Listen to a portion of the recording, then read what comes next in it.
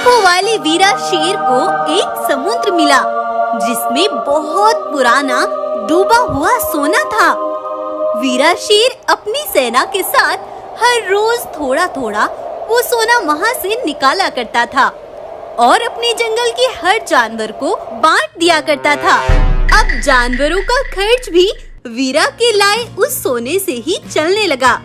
वीरा ने बहुत सारा सोना अपनी गुफा में भी इकट्ठा कर रखा था, लेकिन इसकी भनक पास के जंगल की एक लोमड़ी को लग गई और वो तुरंत अपने महाराज राठी बाघ के पास गई। महाराज महाराज, अब हमारा करोड़पति बनने का वक्त आ गया है। ये क्या बोल रही हो तुम? ऐसा क्या मिल गया है तुम्हें? लोमड़ी ने राठी बाघ को उस समुद्र और सोने की सारी बात बता दी। उस समुद्र में वो वीरा ही जा सकता है क्योंकि उसके पास पंख है, लेकिन अगर हम समुद्र में नहीं जा सकते तो क्या हुआ? हम वीरा का लाया हुआ वो सोना तो लूट सकते हैं ना। राठी वीरा की गुफा पर चुपके से पहुंच गया।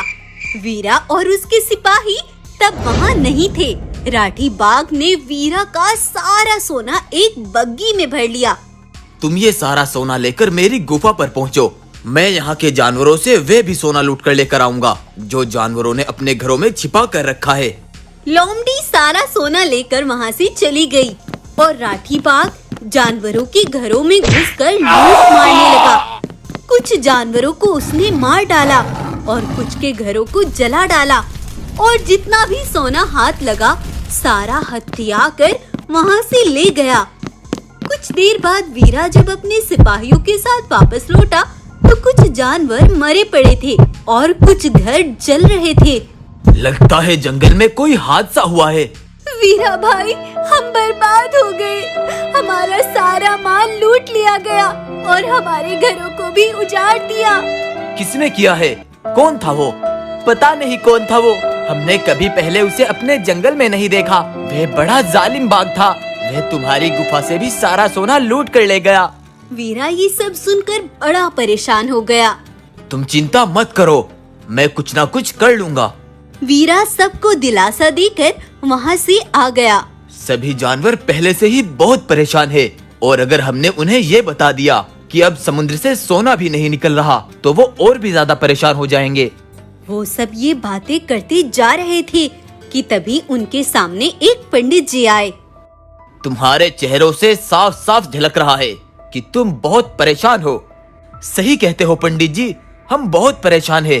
तो क्या तुम्हें एक ऐसी बात ना बता दूं जिससे तुम्हारी परेशानी दूर हो जाए? हाँ जी पंडित जी, बिल्कुल बताएं। एक ऐसा जानवर ढूंढो जो मरा हुआ हो लेकिन फिर भी लगे कि वे जिंदा है। अगर वे मिल जाए तो उसके सामने एक गुफा भी मिल जाएगी और उसी गुफा के अंदर तुम्हें बहुत सारा खजाना मिलेगा। तुम उससे सबकी परेशानी दूर कर सकते हो। इतना बताकर वो पंडित चले गए। मरा हुआ जानवर कैसे जिंदा लग सकता है? लेकिन चलो हम फिर भी ढूंढते हैं। वीरा उसके लिए निकल पड़ा।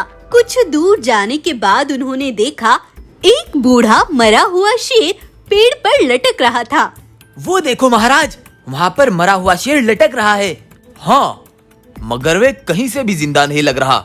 उस शेर की परछाई देखो महाराज, उससे कुछ कुछ लगता है जैसे कि वे शेर हिल रहा हो या वे जिंदा है। चलो मान लेते हैं, लेकिन उसके सामने गुफा कहाँ है? तब वो उस शेर के पास गए और सामने वाली झाड़ियों में चले गए। वहाँ उन्हें एक गुफा मिल गई जिसमें एक बूढ़ी शेरनी पड़ी हुई थी। कोई है क्या? वहाँ कोई है? कोई मेरी मदद करो, मेरी मदद करो कोई। तब वीरा शेर उस बूढ़ी शेरनी के पास गया। अरे क्या हुआ बूढ़ी शेरनी माँ, और आप इतनी कमजोर क्यों हो? क्या बताऊं बेटा, कोई नहीं है मेरा, बस अकेली ही यहाँ भूखी प्यासी पड़ी रहती हूँ। आज भी 3 दिन हो गए, मैंने कुछ नहीं खाया पिया। सिपाहियों, जल्दी से जाओ और बूढ़ी माँ के लिए कुछ खाने और पीने को लेकर आओ। दोनों सिपाही तुरंत गए और ताज़ा पानी और भोजन लेकर वापस आए। वीरा ने बूढ़ी शेरनी को भोजन और पानी पिलाया। तभी तुरंत वह बूढ़ी शेरनी एक विशाल शेरनी के रूप में बदल गई। ये देख वीरा और उसके सिपाही बड़े हैरान हुए। अरे ये आप कैसे एक विशाल रूप में बदल गई? कौन है आप? तुम लालची नहीं दयालु हो। हर कोई इस परीक्षा में सफल नहीं होता बेटा, लेकिन तुम्हारा दिल साफ है। मैं तुमसे प्रसन्न हुई। आओ तुम मेरे साथ चलो। विशाल शेरनी उन्हें एक सुनहरी दुनिया में ले गई, जो कि बड़ी खूबसूरत और लाजवाब थी। जाओ, जितना भी सोना और पैसा ले जाना चाहते हो यहाँ से ले जाओ। यहाँ कोई भी कमी नहीं होगी। वीरा ने कई सारे सोने के बक्से भर लिए और उन सब को लेकर वो जंगल आ गया। जिन जानवरों के घर जल गए थे उन्हें नए घर बनवा कर दिए और उसी माल से अपने जंगल की सेवा करने लगा। तो आपको ये कहानी कैसी लगी हमें कमेंट करके जरूर बताएं, और वीडियो पसंद आई है तो वीडियो को लाइक और चैनल को सब्सक्राइब करें। वो आ रहा है, वो अकेला नहीं है, बहुत बड़ा काफिला है उसके साथ। वर्धा और उसकी सेना इस बात का सबूत थी कि जंगल की जमीनें आज खून से लाल होने वाली थी। जानवरों की बस्ती के सामने से जब वर्धा अपनी सेना के साथ गुजरा तो जानवरों के होंठ सूख चुके थे। जंगल की मजबूत दीवारों को वर्धा की सेना ने चूर चूर कर डाला, लेकिन आखिर वर्धा के सीने में लगी ये कैसी आग थी? क्या मकसद था उसका? चलिए जानते हैं। राजवीर और गब्बर दो सगे भाई थे। जहां गब्बर ने जानवरों का माल हड़प कर खुद को जंगल का अमीर राजा घोषित कर दिया था, वहीं राजवीर बहुत गरीबी में अपनी जिंदगी गुजार रहा था। एक बार राजवीर बेटी वर्धा और अपनी पत्नी के साथ रात में घर की ओर जा रहा था। आसमान काले बादलों से घिरा हुआ था। जोरों की तेज बारिश हो रही थी। तभी एक बड़ा पेड़ टूटकर राजवीर की पत्नी के ऊपर गिर गया। अरे पिताजी, माँ के ऊपर पेड़ गिर गया। अरे रमशा उठो, उठो रमशा उठो। राजवीर ने पूरी ताकत लगाकर वो पेड़ रमशा के ऊपर से हटा दिया। रमशा बेहोश थी। राजवीर तुरंत रमशा को लेकर हॉस्पिटल पहुंचा। डॉक्टर ने उसके सारे चेकअप किए। देखो, तुम्हारी पत्नी की रीढ़ की हड्डी टूट गई है। तुरंत ऑपरेशन करना होगा। ऑपरेशन के खर्च में 4 लाख रुपए चाहिए। 4 लाख रुपए का सुनकर राजवीर बहुत परेशान हो गया। कहाँ से लाऊंगा 4 लाख रुपए? मेरी तो आमदनी भी बहुत कम है। पिताजी, आप जिनके पास काम करते हैं, क्या वो आपको 4 लाख रुपए नहीं दे सकते? हाँ, तुम सही कहते हो बेटा, मैं वहीं जाकर पूछता हूँ।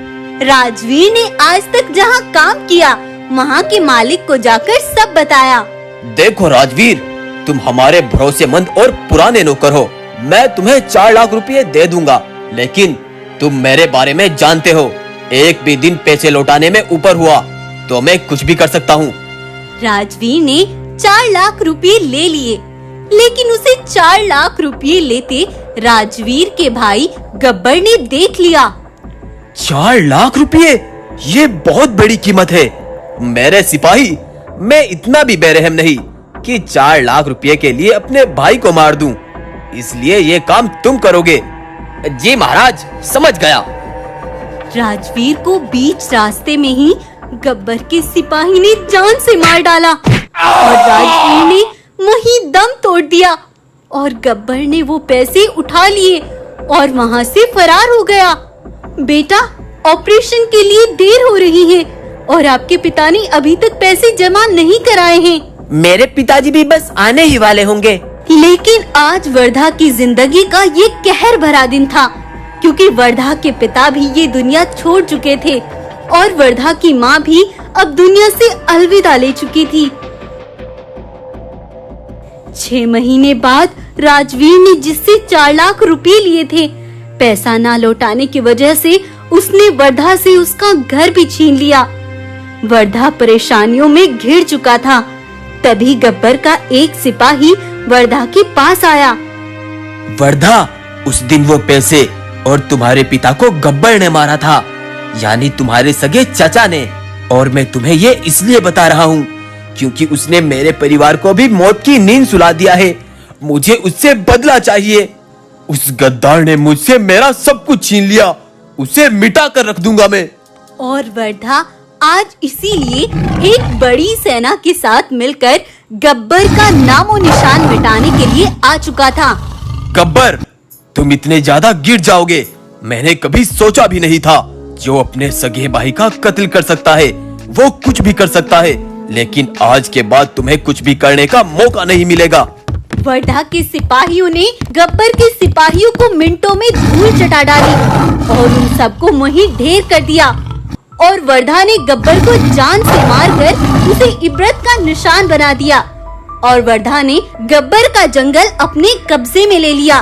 सभी जानवर भी गब्बर के जुल्मों से मुक्त हो गए थे और आज वर्धा का बदला पूरा हो गया।